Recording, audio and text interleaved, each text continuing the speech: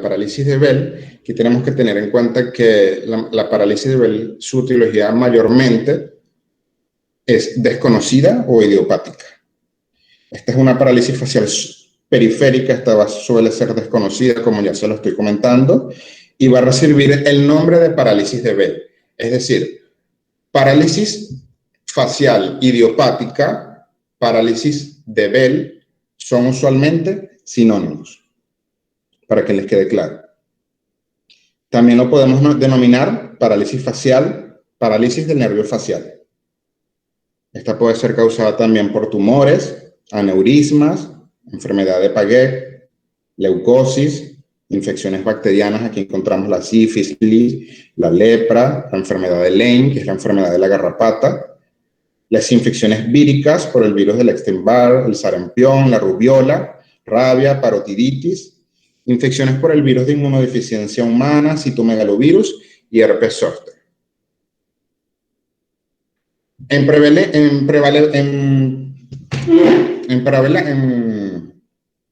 orden, en su etiología, vamos a encontrar que las primeras van a ser las víricas por el virus del herpes simple, que es importante que lo recuerden, y de número 2 vamos a encontrar las mismas víricas, pero por el virus del herpes zóster.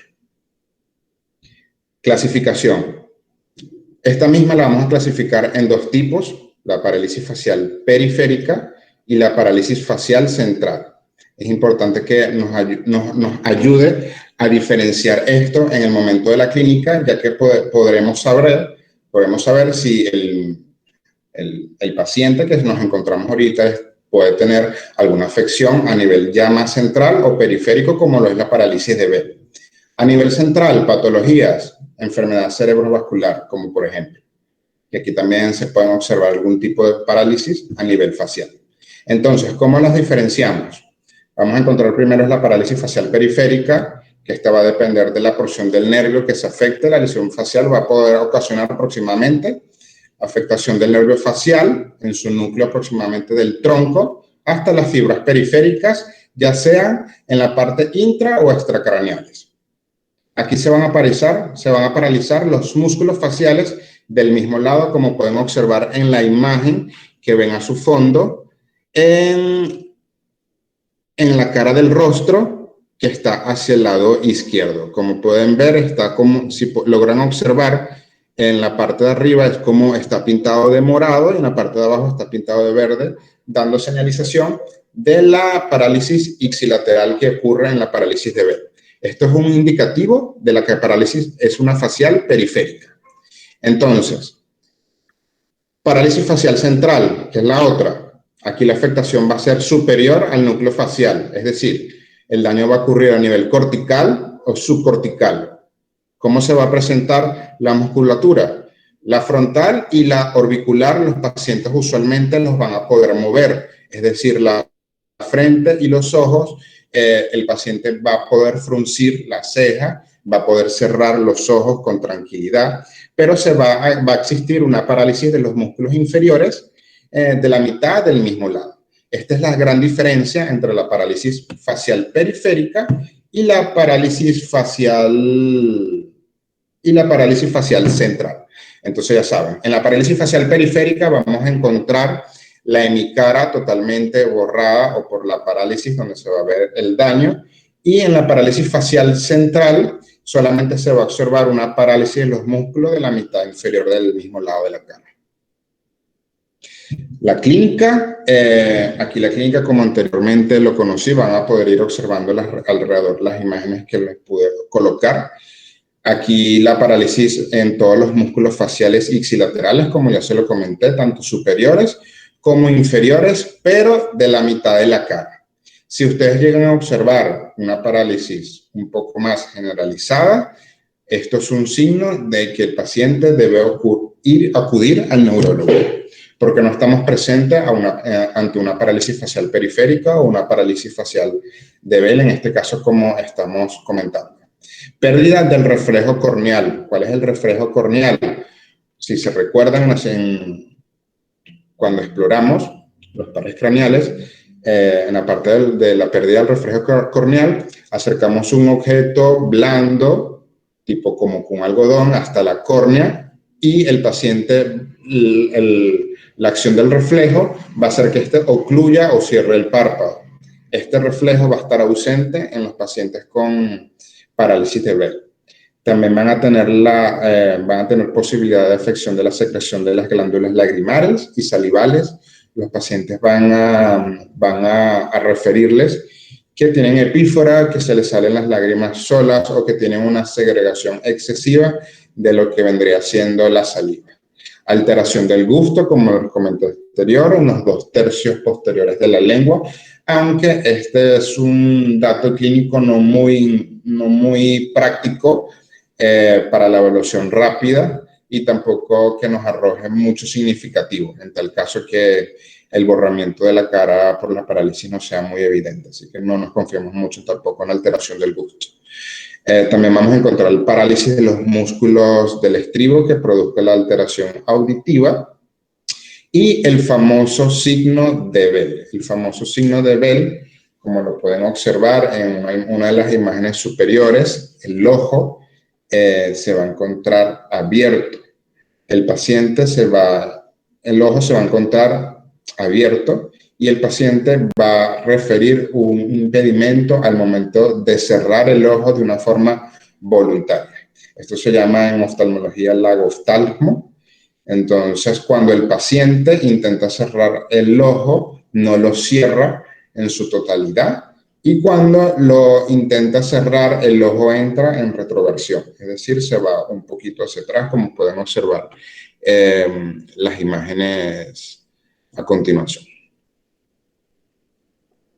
¿Cómo va a ser la actitud diagnóstica de nosotros? Es decir, les llegó un paciente en la emergencia de su hospital, el cual les está consultando porque aproximadamente en horas del mediodía, precedido por alguna infección vírica, sea ótica, sea algún tipo de herpes, o le dio fiebre, presentó un borramiento facial o una parálisis ipsilateral. ¿Cuál va a ser su actitud diagnóstica? El diagnóstico principal es clínico con todas las características que les nombré anterior. El signo de Bell, el borramiento de la cara, el marco del surco nasogeniano, que usualmente se gira o se corruga a lo que vendría siendo hacia el lado sano de la enfermedad o donde no ocurre la lesión. El diagnóstico es clínico, por lo tanto hay dos herramientas útiles que nos van a servir, como son la anamnesis y la exploración. En la anamnesis vamos a descartar antecedentes traumáticos o craneoencefálicos que pudieran ocasionar una parálisis facial postraumática. Infecciones óticas o de otro tipo de origen, episodios previos, también de cualquier tipo de infección vírica, una forma de instauración de los síntomas. Esto es algo muy importante. Si el paciente les refiere que la forma de instauración de sus síntomas fueron progresivos, es decir, mire, doctor, a mí la comisura labial se me fue desviando cada día un poquito más, hasta como me la usted ve viendo ahorita como cara de payaso, porque muchos refieren tener cara de payaso en el lado afectado. Entonces, si la actitud fue progresiva o la evolución fue progresiva de la enfermedad, esto es un dato que debemos referir al paciente a un neurólogo. Si este marco está incluido en las primeras 3 semanas, podemos tomar una actitud, no una actitud tan de emergencia, podemos referir a tiempo al paciente, al doctor, al neurólogo, en este caso, en tal caso que nos diga que la parálisis ha ocurrido en un lapso progresivo de, no sé, un mes o más de un mes, hasta llegar a cómo está él en la actualidad. Ya esto sí es un carácter de emergencia, ya que pudiéramos tener al tanto de un paciente que puede presentar un posible tumor. Y por eso es la afectación de la parálisis facial para el momento. ¿Qué signos de sospechas de parálisis central? Como los nombré anteriores, una instauración lenta, mayor a las 48 horas, espasmos previos a la parálisis. Los pacientes refieren tener algún tipo de hormigueo en la cara. En la parálisis de Bell, los pacientes no refieren esto. Los pacientes refieren totalmente el momento ya cuando se le desvía toda la hemicara, y ahí es que se dan cuentas. Es una afectación bilateral. También va a ser una falta de repercusión en un aproximado de 6 semanas. Al lado derecho van a encontrar un diagrama que nos va a ayudar a diferenciar una parálisis facial periférica de una parálisis facial central. Como ya sabemos, en la parálisis facial periférica, o en este caso la parálisis de Bell, se va a afectar la musculatura facial ipsilateral, superior e inferior. Recuerden siempre esto. Central va a afectar a una hemicara, conservando la capacidad de arrugar la frente y ocluir el ojo. Entonces, ¿cómo vamos a identificar la periférica? Con una buena historia clínica. Aquí nos vamos a identificar que esta parálisis es idiopática y podemos acudir a un tratamiento médico. Si la historia clínica, el paciente nos comenta que la instalación fue lenta, que previo a esta presentó espasmos previos o otro tipo de parálisis, o que ha sido progresiva en más de un mes, puede ser secundario a una parálisis facial de segundo grado, y aquí tienen que ver una valoración por el neurólogo. En el pronóstico y evaluación, el pronóstico de los pacientes con parálisis de Bell es altamente bueno. De hecho, del 75 al 80%, del 75 al 85% de los pacientes que acuden a la emergencia en los primeros 3 días o en las primeras 48 horas aproximado de donde ocurre el evento de la parálisis, y se actúa rápido en la evolución de la enfermedad y en el diagnóstico y en el tratamiento, tienen una recuperación bastante satisfactoria. Para esto tenemos una evolución favorable. Tenemos la escala de House-Brackmann. Esta nos va a ayudar a identificar con qué gravedad pudiera ser la recuperación de los pacientes, dependiendo de los factores de riesgo que pudieran presentar. Mientras más joven el paciente, aunque la edad promedio de incidencia de la parálisis de Bell es aproximadamente por encima de los 20 años hasta los 50 años. Después de los 50 años, su incidencia empieza a disminuir. Entonces, vamos a encontrar a continuación que va a ser una posible evolución favorable y una recuperación aproximadamente en 8 semanas, cuando encontramos escalas de entre el 1 al 4, que en la próxima lámina se las voy a mencionar. Signos de mal pronóstico que nos pueden arrojar un House-Brackmann 5 o 6. Pueden ser pacientes con diabetes mellitus, pacientes con hipertensión arterial, pacientes muy añosos. Corrijo aquí lo que dije anteriormente, que después de los 50 años, aquí lo estoy corrigiendo, pacientes con epíforas previas, dolor auricular, disacusia y un test de Schimmer patológico. En esta imagen vamos a observar la escala de graduación de la función muscular de House-Brackmann. En el grado 1 vamos a encontrar una función normal en todos los territorios. Este es el nivel de exploración del séptimo par craneal o del nervio facial en sí, cuando se actúa a través de una parálisis. En el grado 2 vamos a encontrar una disfunción leve, ligera, o una leve debilidad musculatura en el paciente. En el grado 3, que es una disfunción moderada, se va a ver una diferencia clara entre los ambos lados, sin desfigurarte. Se va a encontrar también una incompetencia para el cierre palpebral completo, como también hay movimientos de la región frontal, asimetría de la comisura labial o en movimientos máximos. En un grado 4 es una disfunción moderadamente grave. Aquí va a haber debilidad y asimetría desfiguradora. En reposo, simetría, y en tono normal no va a haber movimiento en la región frontal. En un grado 5 la disfunción va a ser grave, tan solo una ligera actividad motora va a ser perceptible en el paciente, tanto en reposo va a existir asimetría también. Y un grado 6 es una parálisis total, no hay movimiento facial, pérdida del tono total de la musculatura. Entonces, ¿para qué nos va a ayudar? ¿Para qué nos va a ayudar la escala funcional de House-Brackmann? Cuando nos llega el paciente, Con esta escala nos vamos a ayudar a evaluar el pronóstico y evolución del paciente y también ubicarlo en un grado de severidad que pueda tener según el nivel de parálisis o desfiguramiento por medio o la simetría de la parálisis. El tratamiento para la parálisis de Bell no es un tratamiento en específico. ¿Por qué digo que no es un tratamiento en específico? Como la mayoría de las causas de la parálisis de Bell son causas idiopáticas o causas desconocidas, entonces más que todo se trata el origen principal de la infección. Como lo dije anteriormente, una anamnesis es nuestra mejor herramienta. Con la anamnesis ustedes pueden o intentan llegarle en un 70% al diagnóstico certero de lo que está teniendo el paciente. Entonces, por eso es muy importante siempre preguntar, indagar, ponerse curiosos. Ustedes les preguntan al paciente todo lo que le tengan que preguntar, pero para ver si ha tenido algún tipo de infección prevalente, una infección de oído, si son pacientes inmunosuprimidos, con HIV, alguna secuela del herpes zóster, o el más común, que es el herpes simple, el virus del herpes simple tipo 1.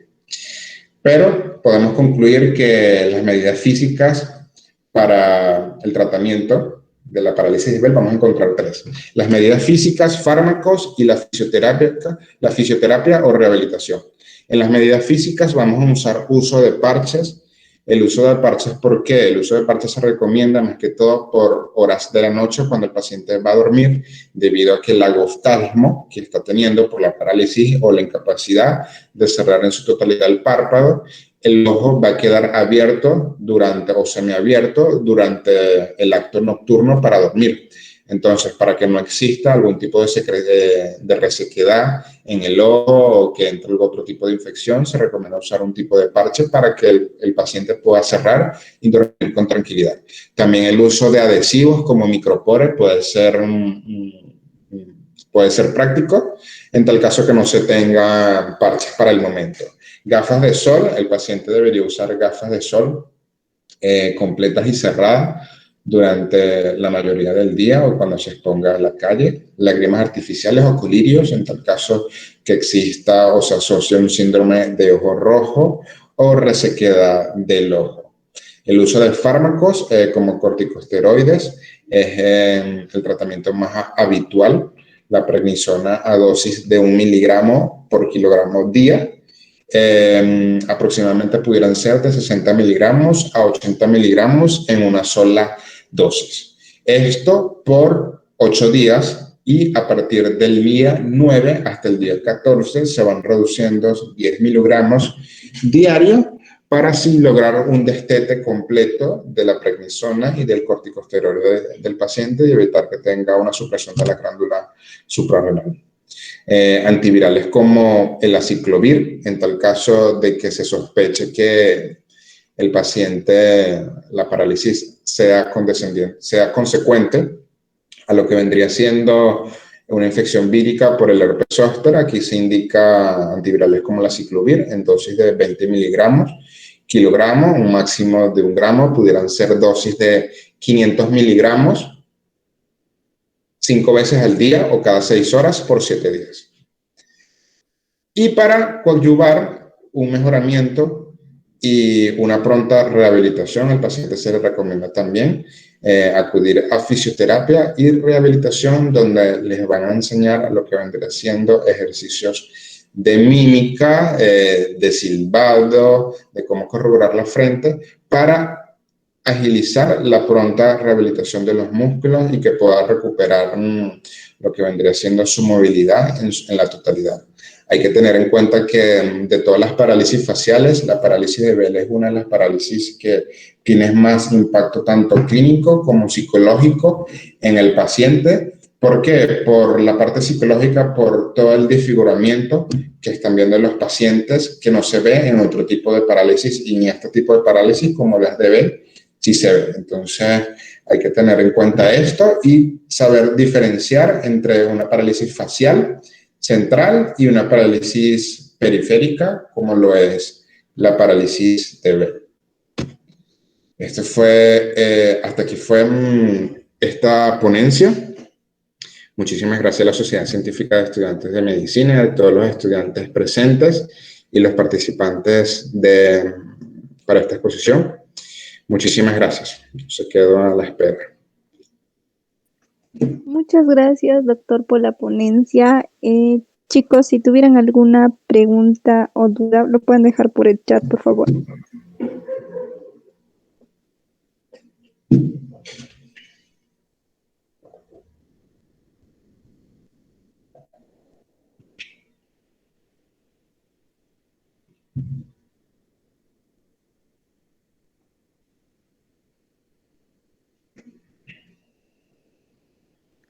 Bien, doctor, tenemos una primera pregunta de los participantes.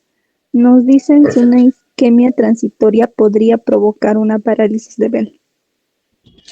No pudiera provocar una parálisis de Bell debido a que esto ya entraría más que todo en una parálisis central. Como la lesión va más arriba, ¿verdad? No ocasionaría signos de Bell en este caso, así que no. Muchas gracias por la respuesta, doctor. Tenemos otra pregunta que nos dicen si la parálisis de Bell, la parálisis de Bell se podría dar también por estrés.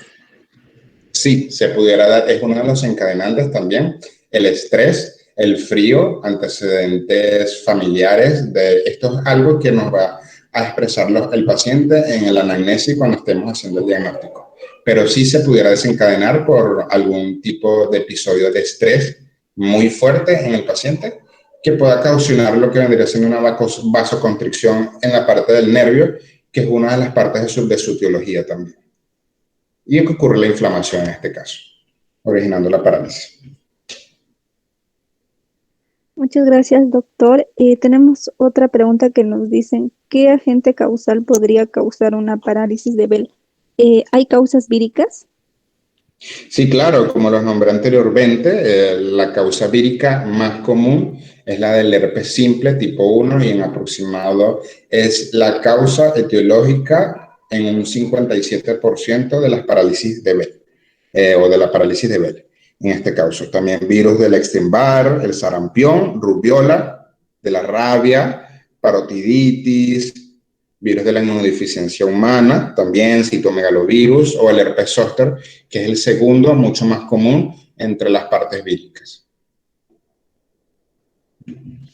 Muchas gracias, doctor. Tenemos otra pregunta que nos dice si un trastorno hiperglucémico podría causar una parálisis de Bell.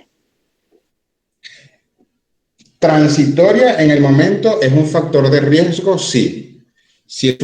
¿Me puedes repetir la pregunta, por favor?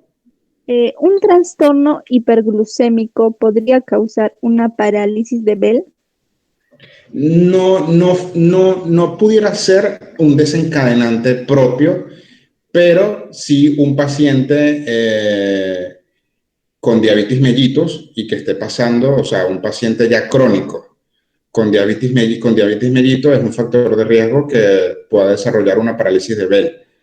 No sé si me explico como anteriormente se los nombré, pero no precisamente por hiperglucemia, porque por ejemplo tú puedes ver un caso de hiperglucemia en un paciente que no es diabético, sino por alguna otra instauración de la hiperglucemia.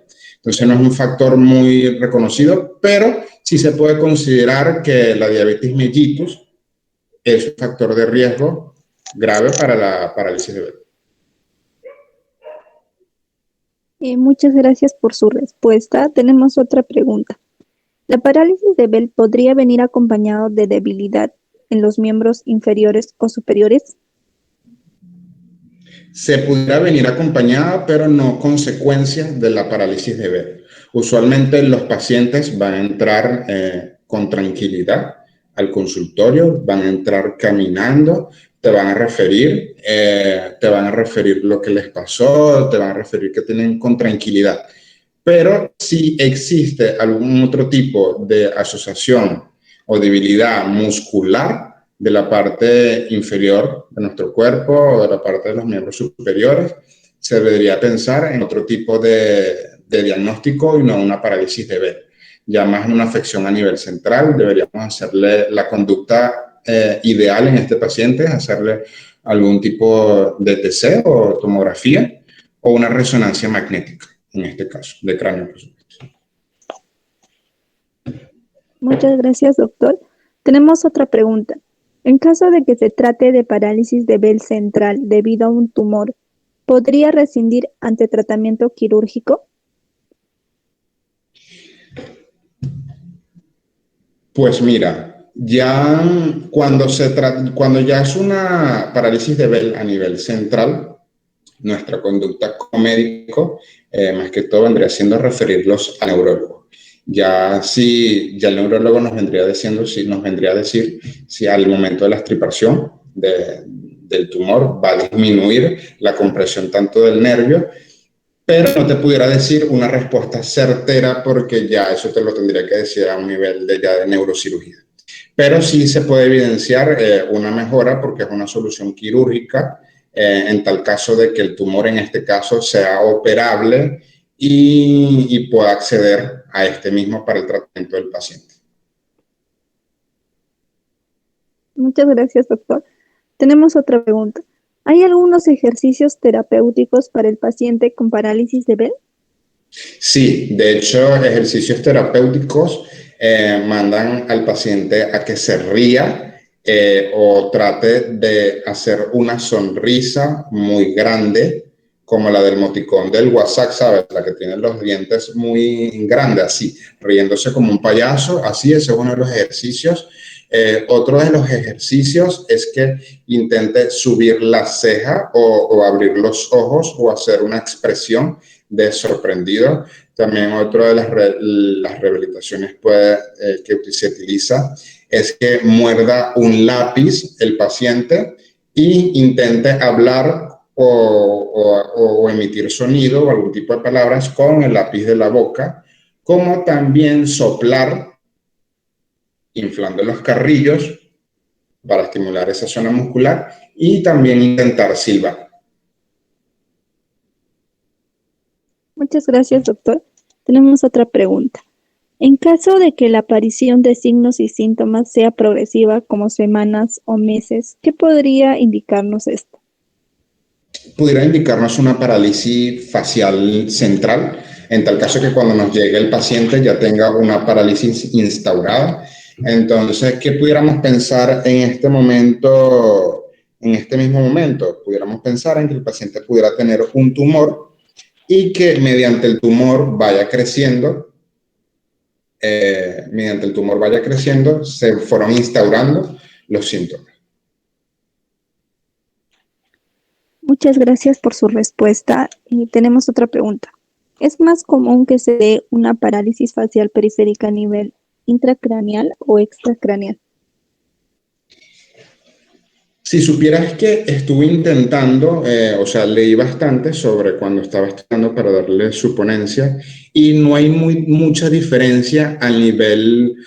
¿Por qué? Porque cuando hay pruebas diagnósticas que nos ayudan a diferenciar, por eso es muy importante saber lo que vendría siendo el recorrido completo del par craneal, porque nos va a demostrar en qué nivel del par craneal ocurrió la lesión. Estos se llaman diagnósticos topográficos. Pero, como me lo dices, a nivel intracraneal o extracraneal, no hay un signo que nos identifique no hay un signo en específico que nos diga que fue intracraneal o que fue extracraneal. Pero la consecuencia final siempre va a ser una parálisis de Bell. Muchas gracias por su respuesta. Tenemos otra pregunta. ¿Por qué se asocia la parálisis de Bell con infecciones virales? Como te digo, la parálisis de Bell es una de las parálisis más comunes. La mayoría de sus orígenes son idiopáticos y de orígenes desconocidos, pero existen muchas teorías de cómo funciona la parálisis de Bell. Entonces, una de ellas es que las infecciones víricas atacan a nivel del nervio, ocasionando una inflamación y que ocurre conduciente a lo que vendría siendo la parálisis de Bell. Y esto sí, en verdad, sí ocurre. Sí ocurre porque está demostrado Pero ¿por qué ocurre o por qué se ocasiona eso? ¿Por qué el virus actúa así, de esa manera? No se desconoce para la actualidad. Muchas gracias, doctor. Nos preguntan ¿cuál es la diferencia entre una parálisis de Bell y el síndrome de Guillain-Barré?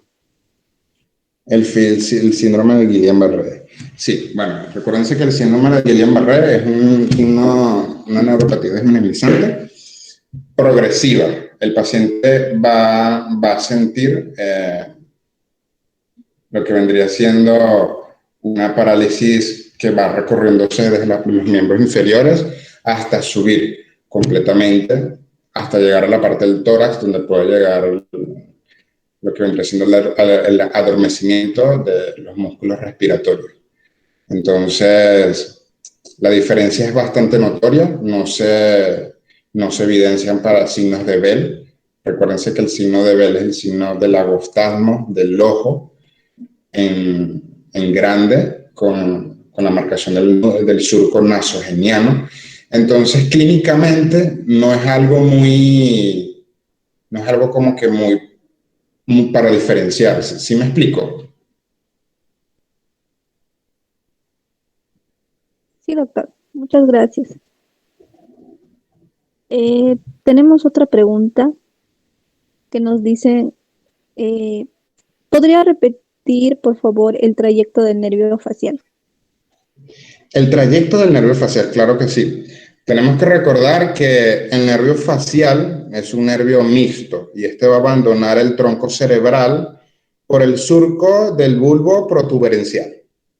Este bulbo, aquí se van a encontrar dos medios o dos divisiones.